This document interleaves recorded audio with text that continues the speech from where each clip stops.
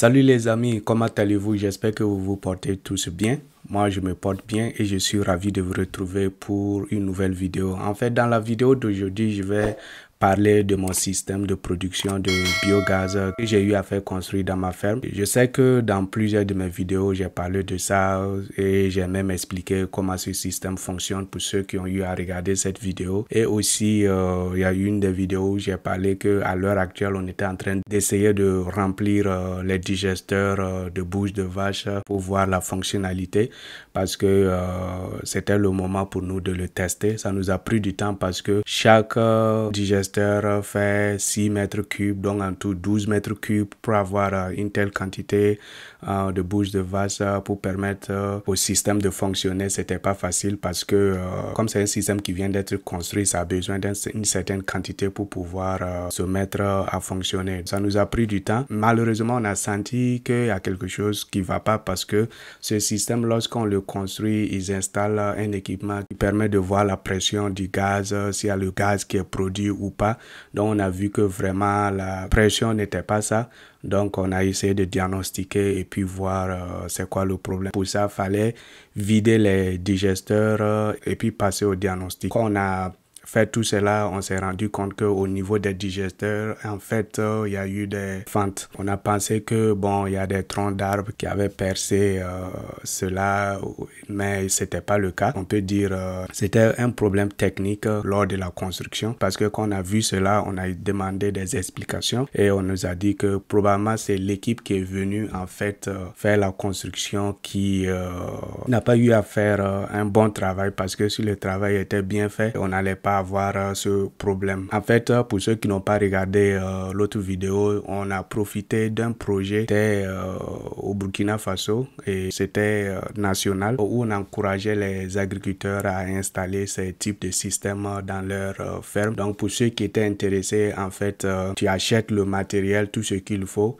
et le projet en question envoie les techniciens pour le construire dans ton espace donné. Nous, on a profité de ça et comme je l'ai dit, ils ont envoyé une équipe qui, en fait, c'est leur travail, construire le système biogaz. Bon, nous, on ne connaît pas les aspects techniques et tout, donc c'est eux qui maîtrisent tous ces aspects-là, mais malheureusement, on ne sait pas ce qui s'est passé, mais comme je l'ai dit, ça n'a pas été bien fait. Donc, on a eu à les contacter. Donc, ils ont fait venir d'autres techniciens. Bien sûr, on était obligé d'acheter le matériel encore pour que cette nouvelle équipe puisse faire le travail à nouveau. On espère que cette fois-ci, ça sera la bonne et que lorsqu'ils vont finir et qu'on va remplir ça et le système va bien fonctionner. Je sais qu'il y a beaucoup d'entre vous qui allaient vous dire pourquoi je tiens beaucoup à ce système. En fait, pour moi, c'est quelque chose d'important, tout simplement parce que quand vous regardez les ressources naturelles ne font que tarir, alors que ces ressources-là, tant qu'on a les animaux, surtout nous qui aurons des vaches et des bœufs à la ferme, c'est un truc naturel. Ça, c'est un. De deux, comme je l'ai dit, c'est en fait ce de naturel. Ce gaz-là est encore meilleur que le gaz butane que les usines industrielles extraient du sol. Parce que ce gaz-là, c'est pas dangereux comme le gaz butane en fait. Et comme je l'ai dit, c'est quelque chose qui sera produit au niveau de la ferme et on va l'utiliser pour non seulement pour les foyers, pour préparer la nourriture. Ensuite, on va l'utiliser pour créer de l'électricité. On va aussi l'utiliser pour, dans un futur, on va trouver un moyen pour le chauffage de nos animaux, surtout les poussins. Quand ils vont arriver, au lieu qu'on utilise le charbon, le gaz, butane et tout, on va utiliser ce gaz naturel là pour chauffer nos poussins. Et aussi plein d'autres options qu'on a. Par exemple, quand on aura le col qui va démarrer au niveau de la ferme, on peut l'utiliser pour des chauffe-eau et plein d'autres options que ce gaz-là nous donne. C'est pour ça que je tiens beaucoup à ça et j'espère que vraiment cette fois-ci, comme on le dit, ça sera la bonne et qu'on n'aura pas d'autres problèmes. Pour ceux qui n'ont pas suivi l'autre vidéo, je vous explique rapidement comment ce système fonctionne. En fait, ce système, il a une partie, je peux appeler ça la partie mélangeur, où tu amènes la bouche de vache et généralement c'est recommandé si tu as 1 mètre cube de bouche de vache que tu mettes 1 mètre cube d'eau et tu mélanges. Et de là-bas maintenant, il y aura un trou, on va ouvrir et ce trou-là est relié directement au digesteur. Donc, la bouche de vache que tu as mélangée en liquide va couler directement dans le digesteur. Et au niveau du digesteur, ça va prendre du temps, ça va se décomposer et c'est en se décomposant que ça va créer du gaz. Et ce gaz sera maintenant recueilli directement à partir des tuyaux et conduit directement là où on veut que ça aille. Mais ce que nous on va faire, on aura ce tuyau là qui va directement peut-être dans les différents endroits comme les poulaillers ou bien les cuisines, mais on aura un tuyau aussi où on va installer un compresseur pour pouvoir stocker ce gaz là soit dans des bouteilles ou bien dans du plastique conçu spécialement pour ce type de gaz, pour pouvoir l'exporter, envoyer par exemple dans le restaurant de ma femme pour pouvoir faire la cuisine là-bas. Pourquoi même pas, si on a une quantité suffisante, pourquoi pas ne pas vendre cela aux femmes qui font la restauration aussi dans la ville.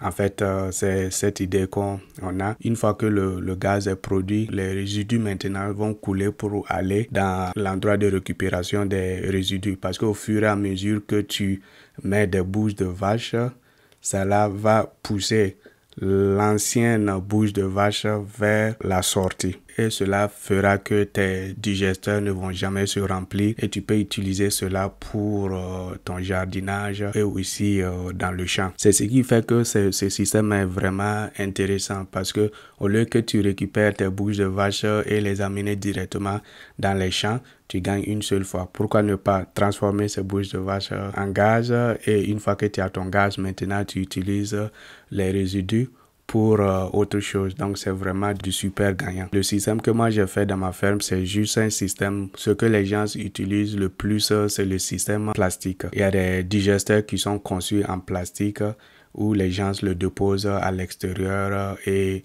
le remplissent. Ça, c'est un des systèmes. Et pour moi aussi, c'est un système. Il y a d'autres qui utilisent les barriques en plastique pour le faire. Comme il y a d'autres aussi, au lieu d'utiliser les bouches de vache, ils utilisent les déchets des cuisines, c'est-à-dire les oignons, les tomates que tu vas couper et que tu ne vas pas utiliser. Tout ce qui est résidu de cuisine que tu peux assembler. Il y en a aussi qui utilisent cela pour produire le biogaz. Et c'est vraiment, comme je l'ai dit, naturel. Je vous partage ce système parce que peut-être qu'il y a d'autres qui seront intéressés par ce type de système. Parce que vous voyez qu'en Afrique, dans beaucoup de pays, la plupart du temps, on a des problèmes de rupture de gaz. Alors que ce système, tant que tes équipements fonctionnent et que tu as des animaux, il n'y aura pas de rupture de gaz. Tu auras du gaz à tout moment. Lorsqu'il y aura des ruptures de gaz en ville, toi, tu auras du gaz tranquillement chez toi et moins cher en plus. J'espère que cette vidéo va vous inspirer. Ce que je vais ajouter, c'est que faut jamais en fait se décourager lorsque tu fais quelque chose et que ça marche pas du premier coup. La plupart du temps, la première fois, ça va pas marcher. Tu essaies de voir c'est quoi, qu'est-ce qui ne va pas, les erreurs que tu as commises, tu corriges cela et tu essaies à nouveau. Au fur et à mesure, tu vas trouver la solution. En fait, moi, c'est ma philosophie comme ça. Je peux mettre une pause, mais je n'abandonne jamais. C'est ce que j'avais pour vous cette semaine. J'espère que cette vidéo vous a apporté quelque chose. Merci d'avoir regardé la vidéo jusqu'à la fin. On se retrouve une autre fois pour une nouvelle vidéo. Bye bye.